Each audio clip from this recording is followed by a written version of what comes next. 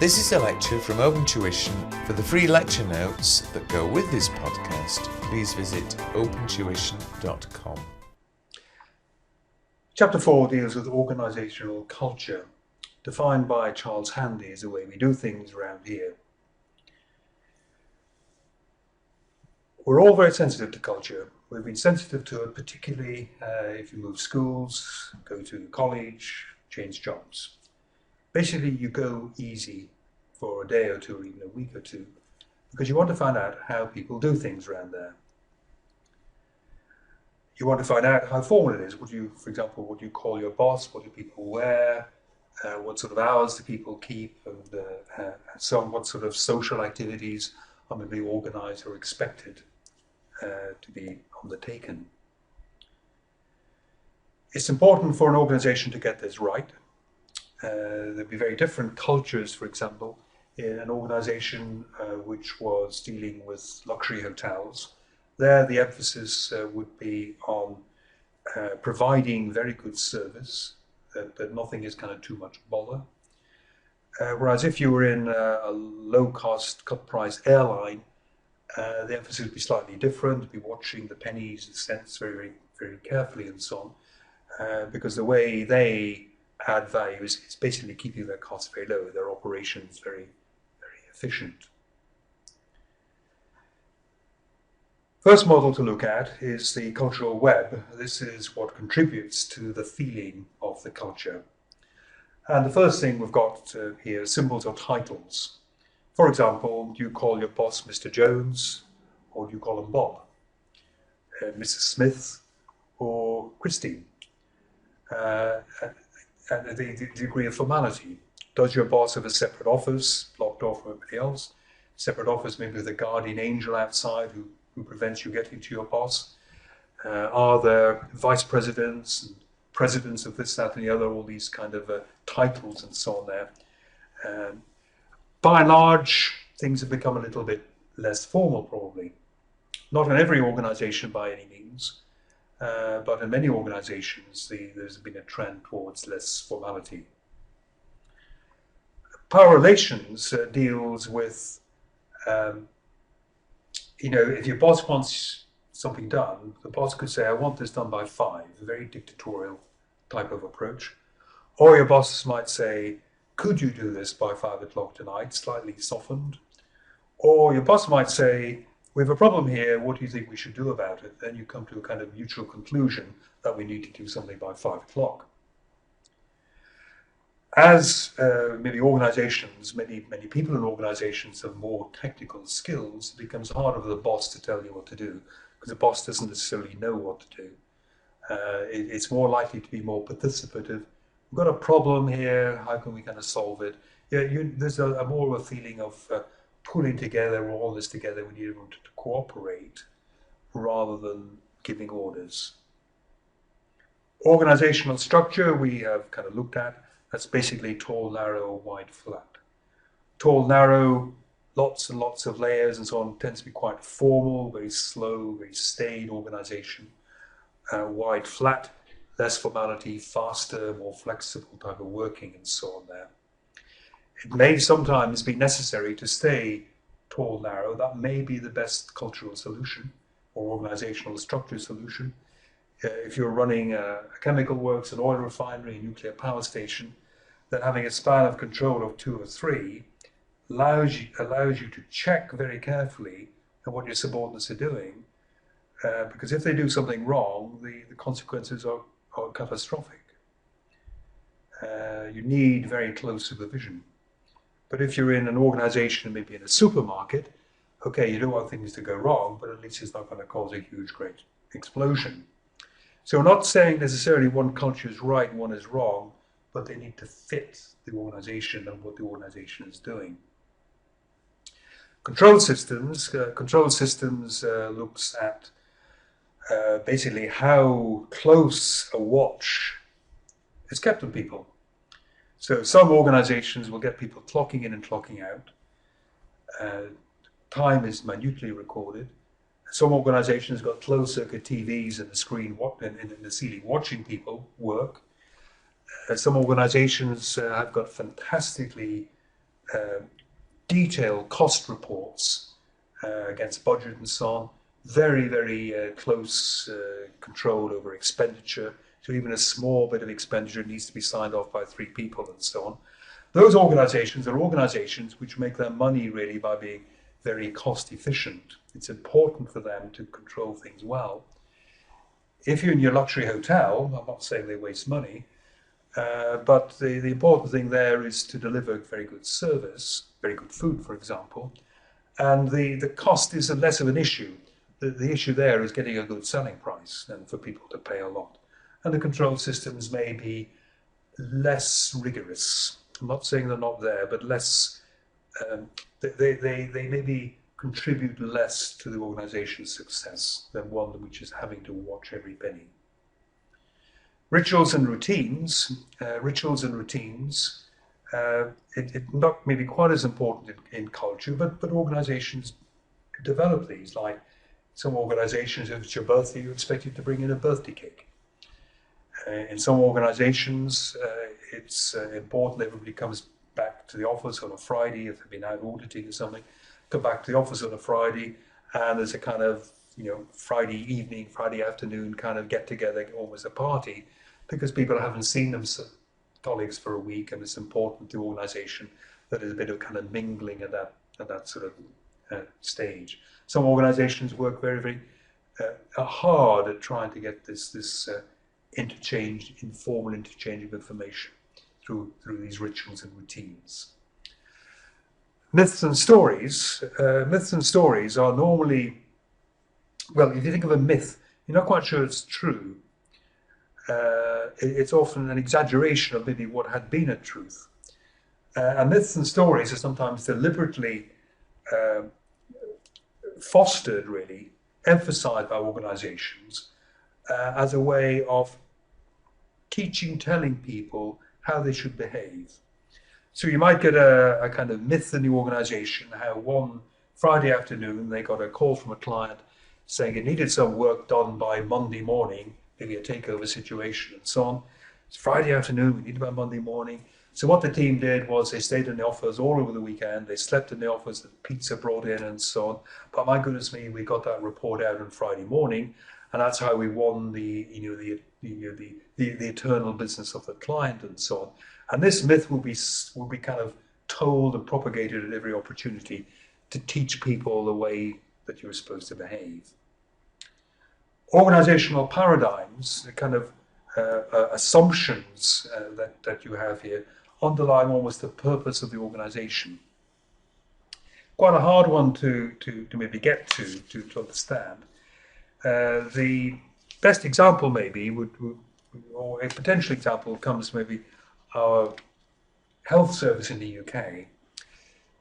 So maybe 25 years ago, maybe 25, 50 years ago, the assumption was that the health service will be able to treat really free of charge, everybody with the latest and most up-to-date techniques and drugs.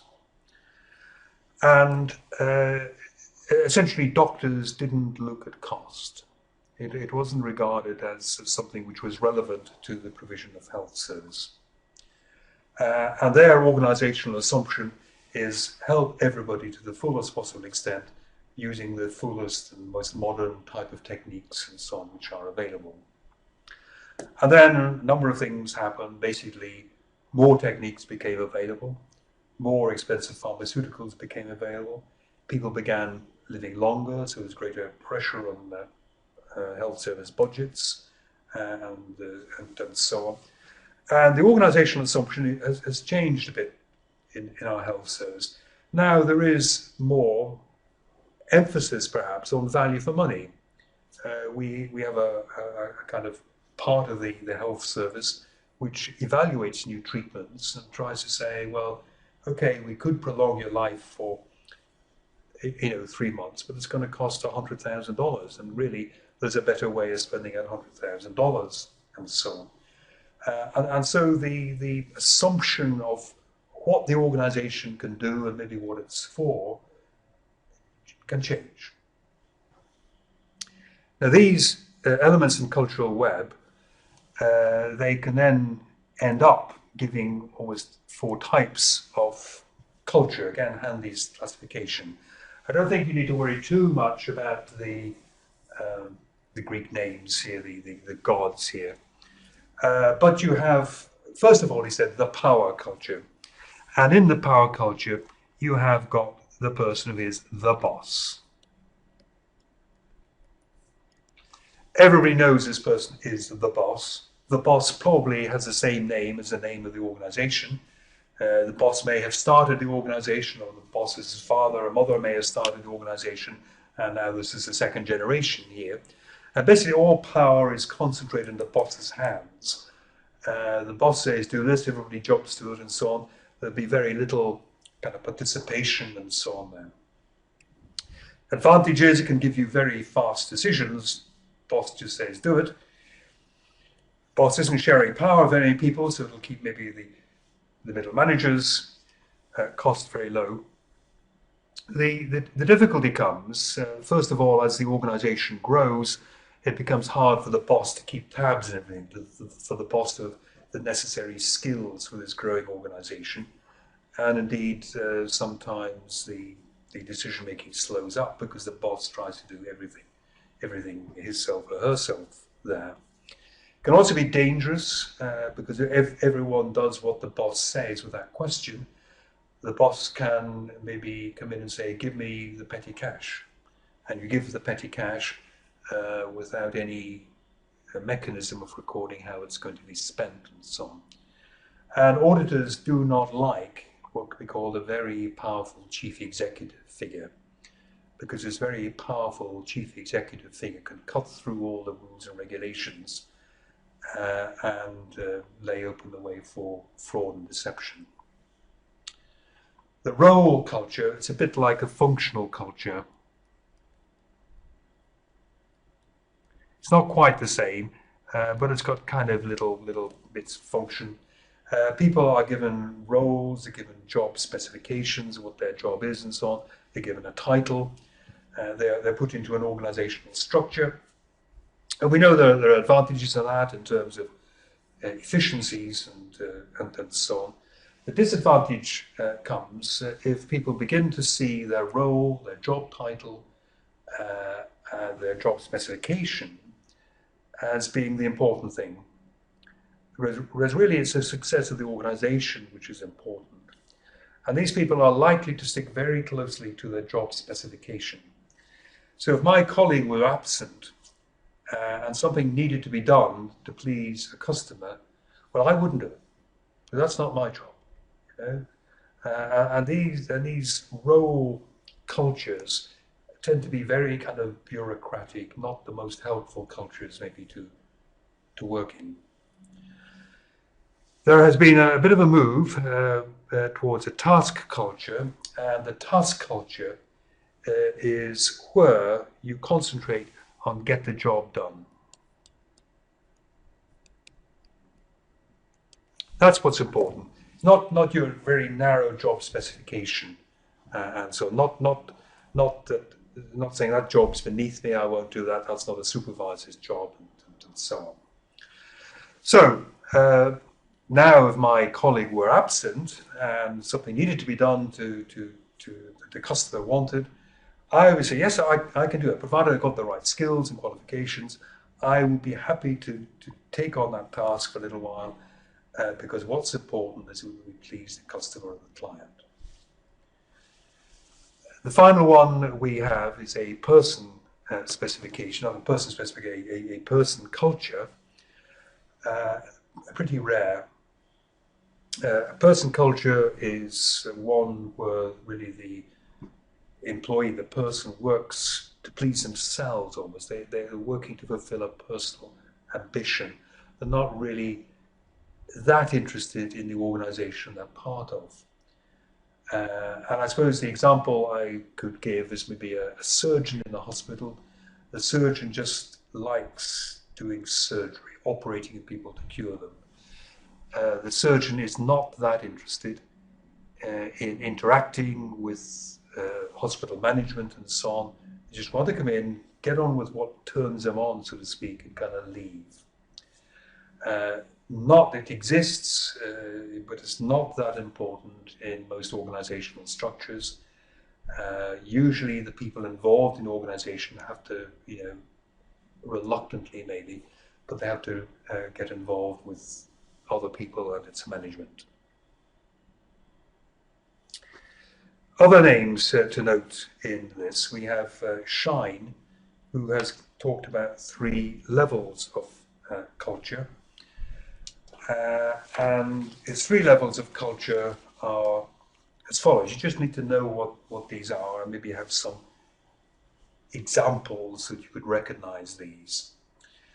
I'll call it the top level because it is the most, in many ways, the most trivial level, but the most obvious level. Things like we had in the cultural web, things like titles, symbols, the fact that the heads of each department are given a very nice office and given a personal assistant and so on there. These are almost physical things that you can see within the organization. You can see the organization chart and who's looking after who's got the bigger department and who you're reporting to and so on. So these are the first things that you might, how people dress, these are the first things you see when you go into an organization. You get an immediate sense of the culture from these artifacts. A little bit below that are the espoused values. The espoused values are what you might call the kind of public values, the publicly made known values. So they would have, we'll learn something called the mission. People have mission statements where they say the purpose of this organization is to offer first-class service to our customers, etc., etc., or the purpose of this organization is to be innovative. Espouse the strategy, the goals here, how we are going to make our living, how we're going to be kind of surviving there. And then finally, the lowest level, and very often the last one for you to discover if you join an organization, are basic underlying assumptions in the organization. You could go into an organization believing, maybe because of its mission, that what it wants to do is to sell products of very high quality at a very good price to people, and that's in a way what's in its advertising. But actually, when you get down here, you find that the real underlying assumption is that we want to sell products of fairly ordinary quality at the highest possible price. And although we say we're going to be looking after customer relations and customer service and so on, actually when it gets down to it, we're a little bit more cynical about that and so on. And this can often, in a way, be deeply hidden. It's almost like the shameful secret in some organizations. Sometimes they're proud of it, and it's not something like giving bad service. Maybe you go in thinking we have to do value for money, and maybe what you actually find out later is okay, value for money, but it has to be good service. And it can sometimes take a longer time before you actually noticed what these deeply buried, real, basic underlying assumptions are.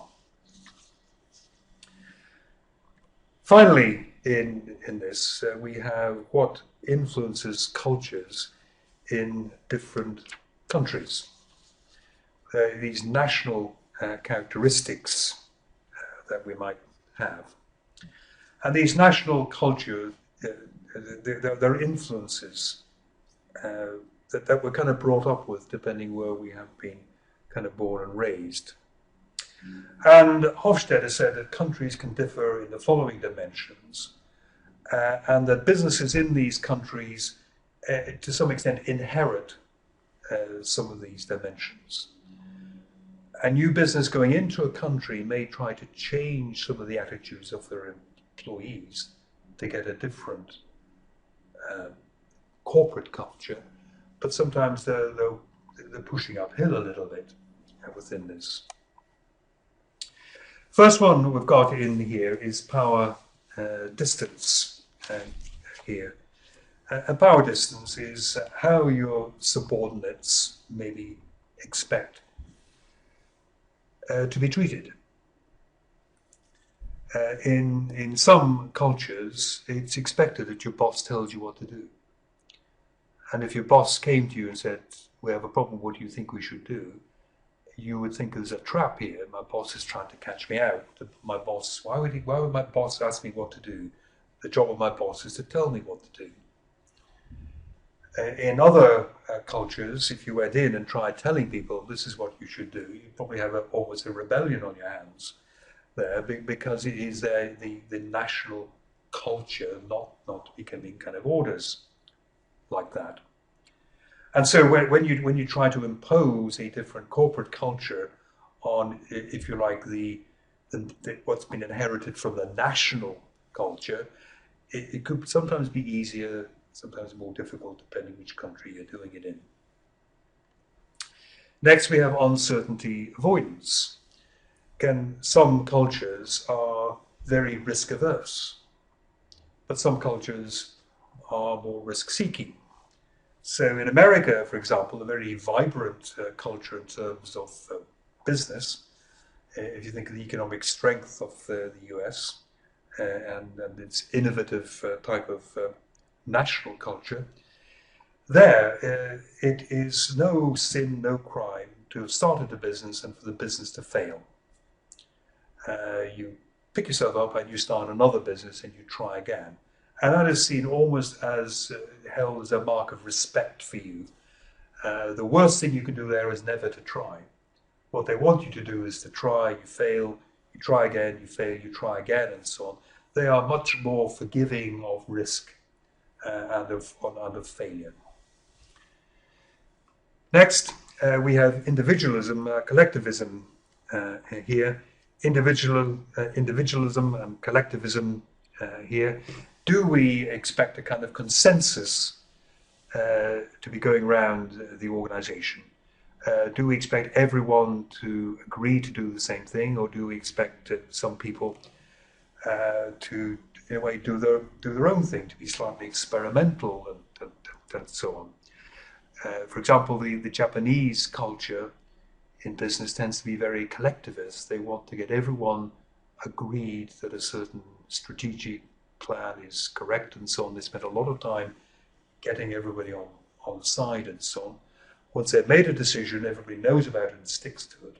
But sometimes it's a bit slow, maybe in getting to that particular decision.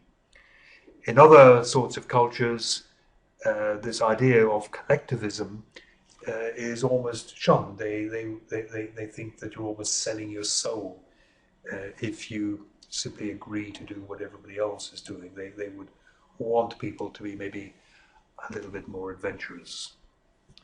And finally, there is masculinity here. The sorts of the sorts of characteristics or traits which are associated with a masculine culture are being pretty assertive. You tell people what to do, whereas femininity is rather more participative and so on. The masculine culture is maybe more which is prone to competitiveness. And if you were in a masculine culture, maybe setting up several sales teams and getting them to compete against each other would be quite good. In some other cultures, they wouldn't maybe like competing against their colleagues to quite the same extent, and so on there. Being dominant, again, in masculinity, being the big boss, if you like, being the top cat, is maybe seen as something which is important in the masculine type of culture, whereas in the more feminine national culture, they're not as interested in exercising power over subordinates. It'd be more nurturing, more supportive, and so on there, and would be interested in, maybe getting to know people a little bit more. So in some cultures, some organizations, they wouldn't want to know about personal problems. Keep that way out of work. That's not affecting your work. There's home and there's here. In some organizations and in some cultures, maybe, they would almost expect to know about personal problems. If a child was ill at home or something, because they would think it was appropriate for the business maybe to help an employee through that. So you need to remember these four elements here: power distance, uncertainty avoidance, individualism versus collectivism, or masculinity versus femininity, as Hofstadter's national cultures.